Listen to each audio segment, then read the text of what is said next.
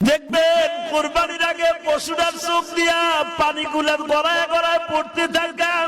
ও কি বলে জানি ইমাম থানভী আজকে তাফসীরে আমি দেখলাম ইমাম থানভী বলে গড়ায় গড়ায় পানি ছেড়ে দিয়া বলে, মালিক আমার মতো সৌভাগ্যবান আর কে আছে? তুমি আমার একটা ভালো লোকের বাড়িতে খরিদ করলা। দেখবেন যে এই পশুগুলা কাঁদে ওই মালিকের টাকার মধ্যে কোনো ভেজাল নাই। ও মালিকের বারিন্দায় বসে বসে কাঁদে আর বলে, মালিক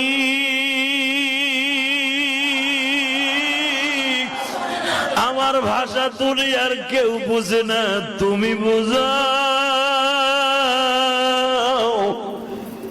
দেখবা কোরবানির একদিন আগে ওর মুখে কোনো খাবার দেয় না, যত দামি দামি খাবার দাও না কিন্তু খায় না, খোল ভুসি দাও খায় না, তাজা ঘাস দাও খায় না। এই জন্য বিশ্ব নবী বলে কোরবানির আগের থেকে তোমরা খাবার দিবা না, কারণ ওর দপ্তরে আল্লাহর সাথে একটা দোস্তি হয়ে যায়, ওর তখন খাবার দেওয়ার দরকার নাই।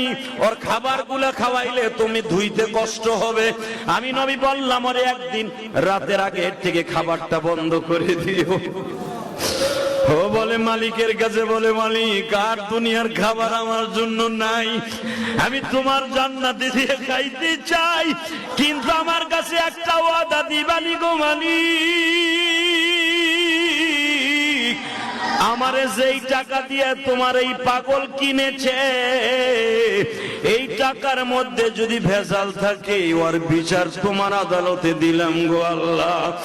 আর যদি ভেজাল না থাকে আমার পরে সওয়ার করাইয়া তুমি তারে জান্নাতে নিয়ে নিও।